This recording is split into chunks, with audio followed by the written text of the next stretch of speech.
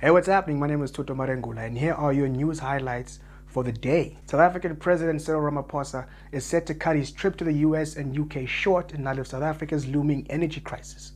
World champion chess player Magnus Carlsen refused to play the 19-year-old Hans Niemann, who defeated him earlier this year. I know it sounds boring, but you want to stick around for the story. And an executive of plant-based food company Beyond Meat was arrested this past week for a very bizarre reason. Let's get into it. It's Mzansi in 5.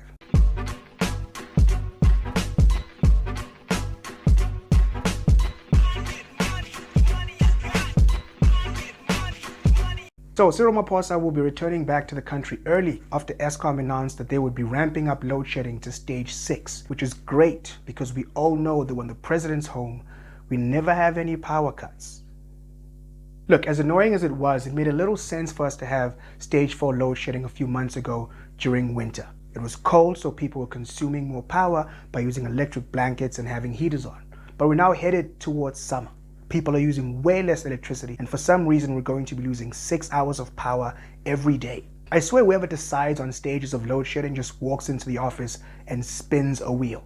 Comrades, we shall decide on what stage of load shedding for the week. Nah?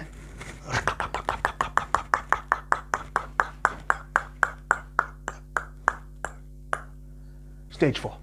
And what makes things worse is that Eskom has warned that they might still have to escalate load shedding beyond stage 6 and even stage 8. What does that even mean? What happens when we get to stage 10? Eskom comes to your house and takes your last born son because he's your lighty? Dude, even the light at the end of the tunnel doesn't work with Eskom. Because last week it was announced by the National Energy Regulator of South Africa that Eskom has applied for a 32% tariff increase for 2023.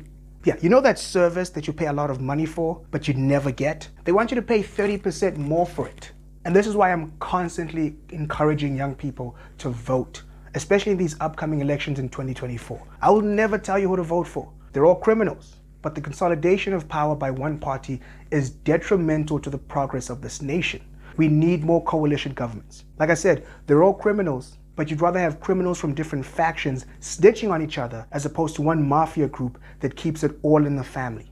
Look, man, we're coming up on 30 years of democracy, and the price of a Kit Kat has gone from 5 Rand to 11 Rand in less than 10 years, man. That's not freedom. Every time I'm at the checkout line at Pick n Pay, I see a Kit Kat and think, I'd love to buy you, but I'd need financial assistance from 3 or more people. Give me a break. Moving on. Norwegian world chess champion Magnus Carlsen refused to play against 19-year-old Hans Niemann, who had recently beat him in another tournament earlier on this month. Niemann's defeat of the world champion became controversial when rumors on social media started circulating that the 19-year-old had cheated by using a computer program that secretly communicated winning moves to him via a prostate massager or wireless anal beads.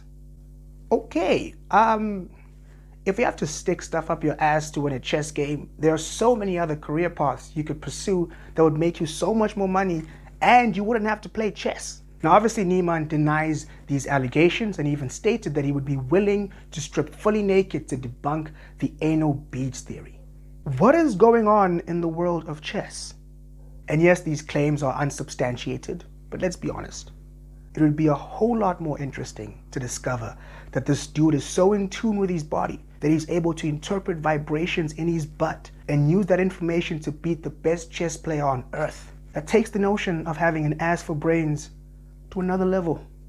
And finally, the COO of plant-based food company Beyond Meat, Doug Ramsey, was arrested this past weekend after allegedly getting into an argument with someone in a parking garage and eventually biting them in the nose.